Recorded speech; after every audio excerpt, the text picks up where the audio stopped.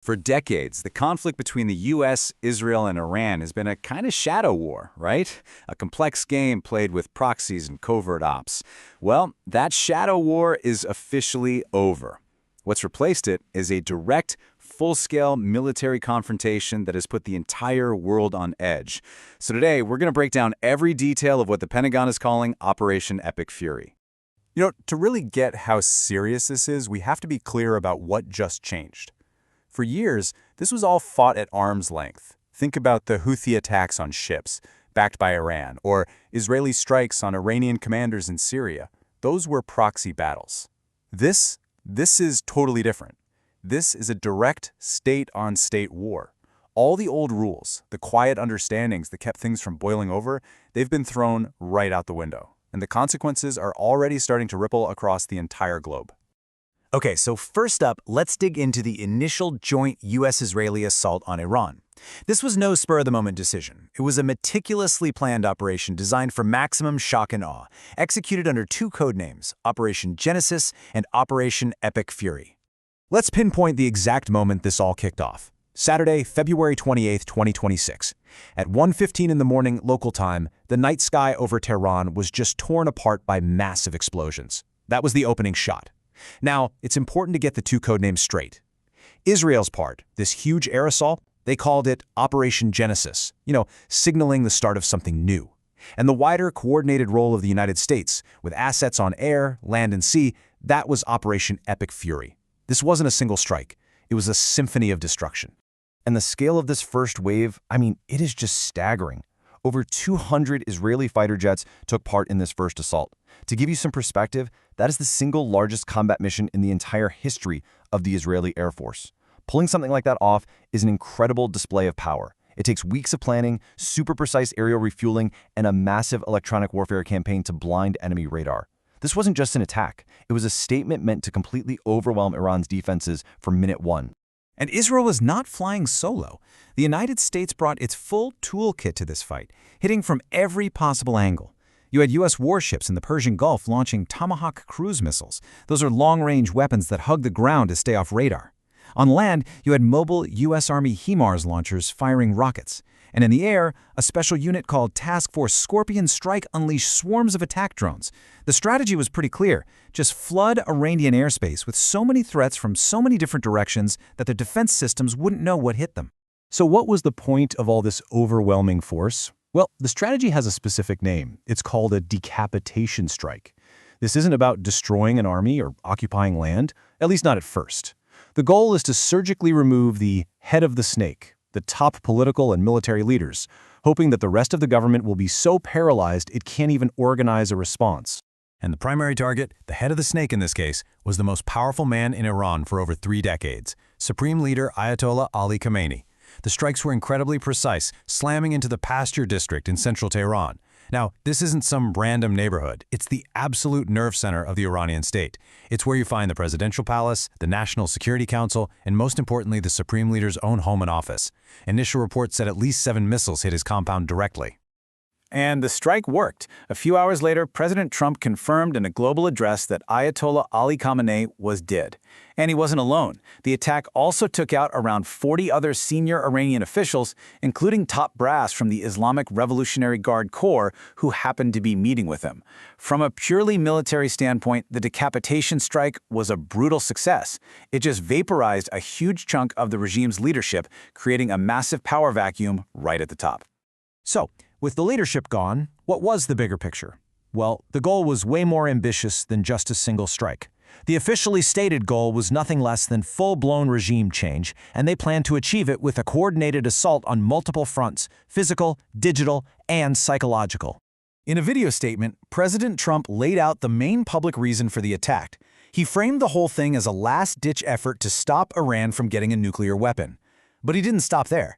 He also promised to destroy Iran's missile industry and its navy, and then, and this is key, he spoke directly to the Iranian people, telling them to rise up, take back their country, and overthrow their government. And this is where you see these two completely opposite stories emerge, with absolutely no middle ground. For the US and Israel, this was a necessary, preemptive strike to neutralize a threat and help the Iranian people. But for the parts of the Iranian government that survived, and for many of its people, the story is much simpler. This is a fight for their nation's survival against a foreign invader. There's just no way to reconcile those two viewpoints. And you can really see the modern, hybrid nature of this assault. Step 1, that was the physical attack, the bombs and missiles we just talked about. But at the same time, Step 2 was launched, a massive digital attack. Cyber units hit Iran's state TV and radio, crippling their ability to broadcast, which led directly to Step 3, psychological ops. With state media down, TV channels, radio waves, and even messaging apps were hijacked. Suddenly, they were all broadcasting messages in Farsi from exiled opposition figures, telling the Iranian people to rise up. The goal was to isolate the government while kicking off a revolution from the inside. But here's the thing. That plan for a quick, clean revolution, it didn't work. Iran was hurt, badly, but it was ready. And that brings us to the next phase. Iran's swift, powerful, and devastating retaliation. They didn't just take the punch, they hit back. And they didn't just target Israel. They went after the entire American power network that made the attack possible. This is so crucial. Despite the decapitation strike, the Iranian state did not fall apart. Turns out they had a contingency plan for this exact scenario. A temporary leadership council was formed almost immediately. It included the president, the head of the judiciary, and the supreme leader's own son. This kept the government running, and more importantly, kept a clear line of command to the military. They were stunned and furious, but they weren't broken. And then came the payback.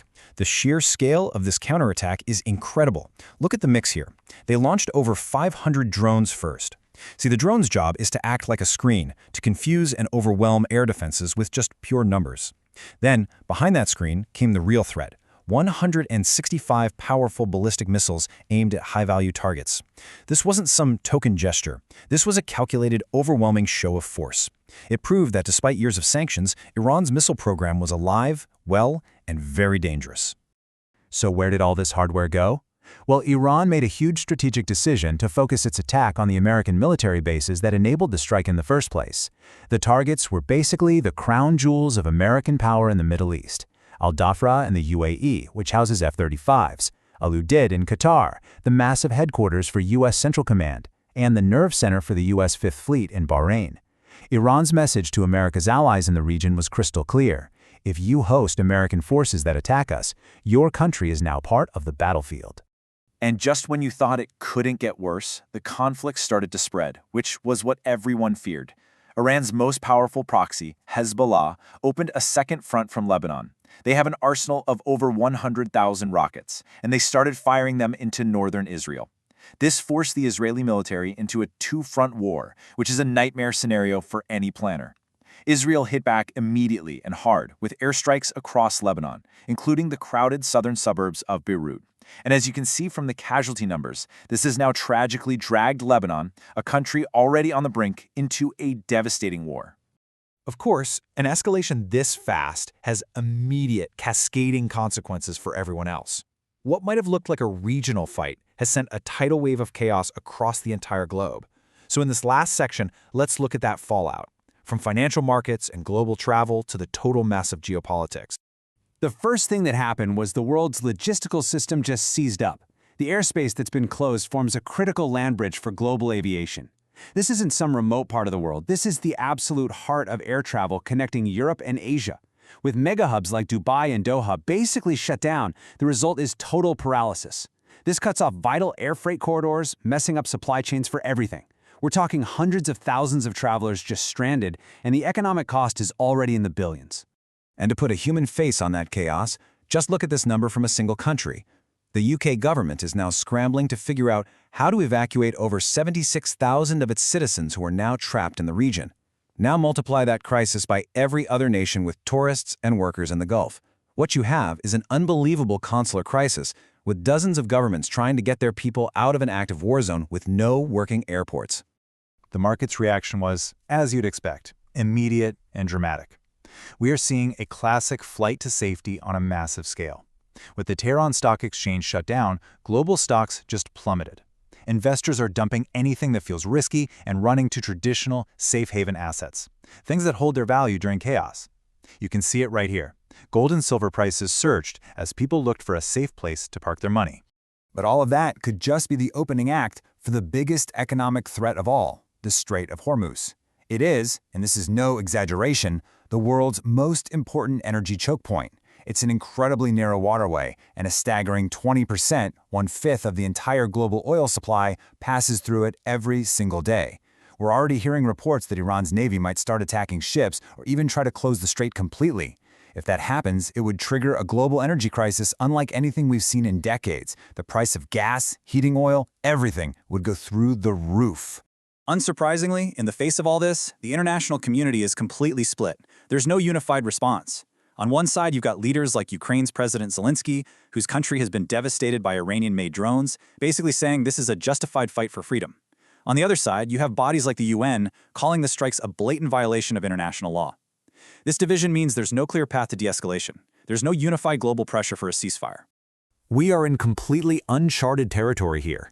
The U.S. is moving forces into the region on a massive scale. Israel has promised thousands more strikes, and Iran's new leadership has sworn to impose unbearable costs on its enemies. Both sides seem locked on a path of escalation, totally committed to winning. The initial shock and awe strike didn't end the conflict. It was just the opening act. And that leaves all of us with the final terrifying question that is now on everyone's mind. Is this the beginning of a much wider and potentially global war?